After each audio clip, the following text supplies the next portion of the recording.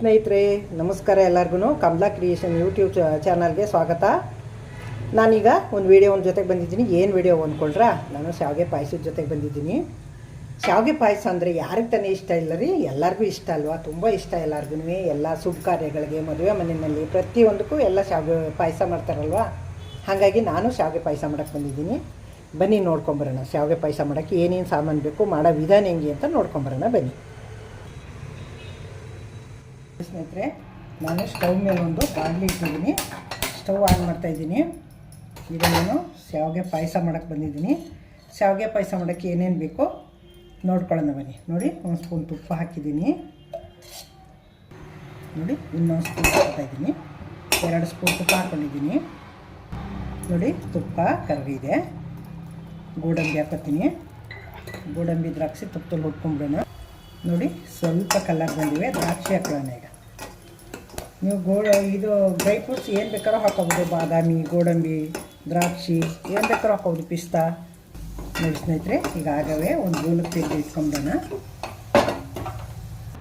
ನೋಡಿ, ಸಿಹಿಯಕ್ಕಿಂತ ಮೊದಲೇ ತೆಗೆದಿಟ್ಕೋಬೇಕು. ಈಗ ನೋಡಿ, ಇದಕ್ಕೆ ನಾನು ಶಾವಿಗೆ ಹಾಕೋತೀನಿ. ಶಾವಿಗೆ ಇದು ಹುರಿಯ ಗೋಜಿಲ್ಲ, ರೋಸ್ಟೆಡ್ ಇದು.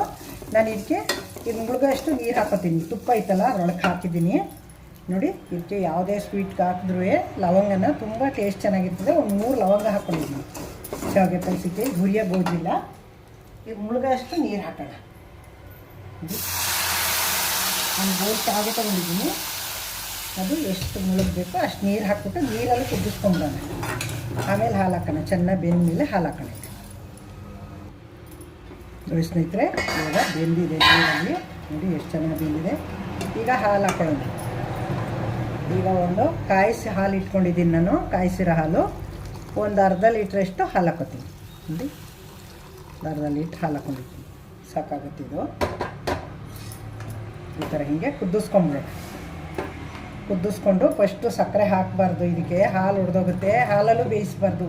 ಶಾವಿಗೆ ಚೆನ್ನಾಗಿ ಬೇಯಲ್ಲ. ಇದು ರೋಸ್ಟೆಡ್ ಆದರೆ ಏನು ಬೇಡ, ಹಾಗೆ ಬರೀ ನೀರಲ್ಲಿ ಬೇಯಿಸ್ಕೊಳ್ಳಿ.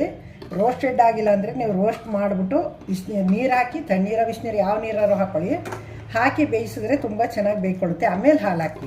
ಫಸ್ಟೇ ಹಾಲು ಹಾಕ್ಬಿಟ್ರೆ ಹಾಲು ಚೆನ್ನಾಗಿ ಬೇಯಲ್ಲ ಶಾವಿಗೆ. ಆಮೇಲೆ ಸಕ್ಕರೆನೂ ಮೊದಲೇ ಹಾಕಬಾರ್ದು. ಯಾವ ಕಾರಣಕ್ಕೂ ಶಾವಿಗೆನೂ ಬೇಯಲ್ಲ, ಮತ್ತು ಹಾಲು ಒಡೆದೋಗುತ್ತೆ ಸಕ್ಕರೆ ಹಾಕ್ಬಿಟ್ರೆ. ಹೀಗೆ ಪಾತ್ರೆ ಚೆನ್ನಾಗಿ ತೊಳೆದಿಲ್ಲ ಅಂದರೆ ಹಾಲು ಒಡೆದೋಗುತ್ತೆ. ದ್ರಾಕ್ಷಿನೂ ಮೊದಲೇ ಹಾಕಬಾರ್ದು, ಅದಕ್ಕೂ ಹಾಲು ಹೊಡಿಯುತ್ತೆ. ಲಾಸ್ಟ್ಗೆ ಹಾಕಬೇಕು. ಸಕ್ಕರೆ, ದ್ರಾಕ್ಷಿ, ಗೋಡಂಬಿನ ಲಾಸ್ಟ್ಗೆ ಹಾಕೋಬೇಕು. ಈಗ ಕುದೀಲಿ ಇದು. ನೋಡಿ ಸ್ನೇಹಿತರೆ, ಹಾಲು ಹಾಕಿದ್ದೀನಿ, ಕುದೀತಾ ಇದೆ. ಈಗ ಹಾಲು ಹಾಕಿದ್ಮೇಲೆ 1 ಕುದಿ 2 ಕುದಿ ಬಂದರೆ ಸಾಕು. ನೋಡಿ ಎಷ್ಟು ಚೆನ್ನಾಗಿ ಬಂದಿದೆ ಅಂತ. ಚೆನ್ನಾಗಿ ಬಂದಿದೆ ನೋಡಿ. ಈಗ ಅಡುಗೆ ಕಲಿತಾ ಇರ್ತಾರಲ್ಲ ಹೊಸದಾಗಿ ಹೆಣ್ಮಕ್ಳು, ಅಂಥವರು ಸುಲಭವಾಗಿ ಮಾಡ್ಬೋದು. ಅದಕ್ಕೆ ಸುಲಭವಾಗಿ ಮಾಡೋ ಅಂತಿದೆ ತೋರಿಸಿದ್ದೀನಿ ನಾನು.